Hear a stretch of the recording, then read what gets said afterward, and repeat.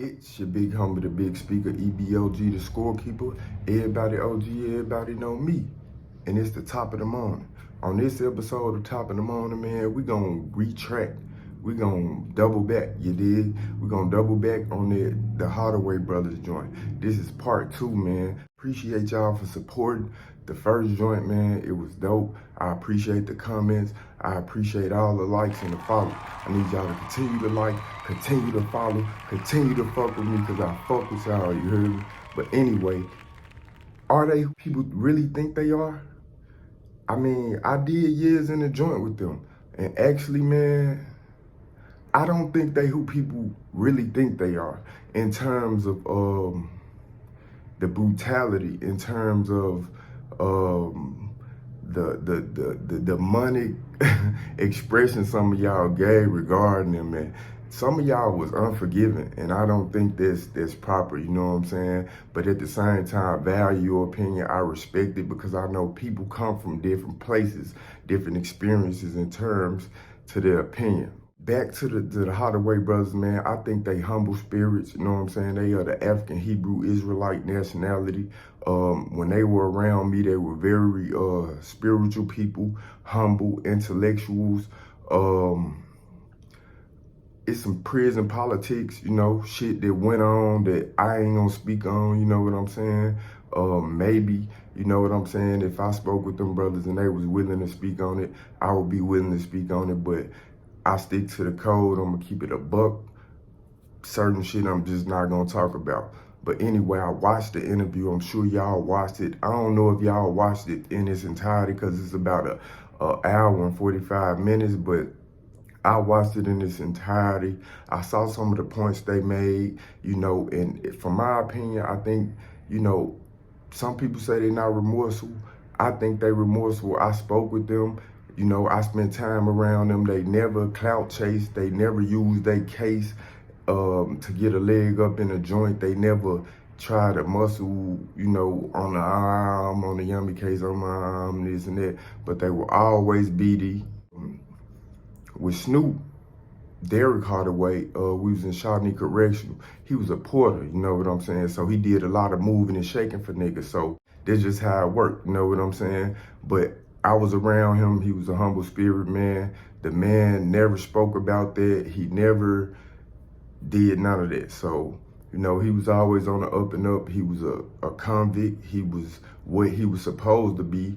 Unfortunately, at that time, he had to be what he had to be. I had to be what I had to be. You had to stay solid. You had to stick to the penal code. So we were convicts. We didn't deal with inmates. You know what I'm saying? A lot of us had gone to penitentiaries, the real penitentiaries, Joliet, Menard, Stateville, Pontiac, things of that nature in Illinois, in the state of Illinois. So by the time we made it to the correctional facilities like Shawnee, but these were medium max correctional facilities in the state of Illinois. We had made it to Shawnee, Galesburg, Danville, Dixon, Big Muddy, Pinckneyville, you know, spots like that. You know, they start sending us there. And I think in 2002, the state of Illinois abolished the death penalty. So when they did that, they sent a lot of people to correctional facilities from the penitentiaries, and it was not nice. It was ugly. It was savage. I'm just keeping it $1 with you. And back to the Holloway brothers, though, not the drift, man. I had never thought Craig would drink or smoke when he got out. I would have never thought that because he was so on the up and up. He was so humble. He was so focused. However, he has always been in the community, non-violent sort of thing. A gang prevention program with him in Big Muddy Correctional Facility in Illinois, I think, and at the time. And they chose us, a select few people in the penitentiary who had influence, who were obvious gang bangers, who had violent cases. They chose us to find a route to derail the violence that was taking place in Chicago at the time. So they handpicked us, and we sat in rooms. I heard his opinions. I heard his comments on how to stop this, on how to get things to a point to where the young men could be in fraternities. You know what I'm saying? They could represent what they wanted to represent, but not hate one another and not hate themselves. So we spoke on all that. A lot of things we spoke on. We spoke on his children and the future that he envisioned for them. Like I said, I spent probably about 5 years in the penitentiary with him, maybe 2 with Snoop, Derek Hardaway, and but I had a stronger relationship with Craig. I know him, personally. I spoke to him on a day-to-day basis. We worked out together, you know what I'm saying? We ate chow together, we moved around together. I mean, that's just how it was. He was on the same deck I was on. When I first met him, it's crazy how I met him because he a hustler, I'm a hustler. So I met him, he was hustling on the spot I had just came to, and he bumped down on me, you know what I'm saying? And we chopped it up, and we came to a mutual agreement as men, and we coexisted with no problems. I never seen him violent in the penitentiary. But he was a stand-up solid guy. He was not a pushover. He was not a sucker. He was not any of those things. But, like I said, I never seen him commit an act of violence. And that's a good thing, you know what I'm saying?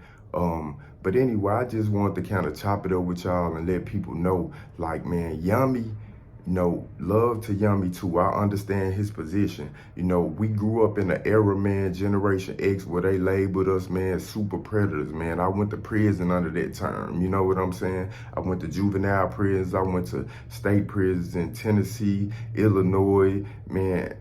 Unfortunately, man, I was in a lot of shit as a kid. But, by the time I made my way to Chicago, I had the opportunity to meet these guys under those unfortunate circumstances. And with that, I gained a lot of education about what had happened to us. You know what I'm saying? This was a intentional incident. This was a targeted thing for black youth, black males, black boys in America at this time. So we were labeled, man, and we were targeted, man, and we made choices.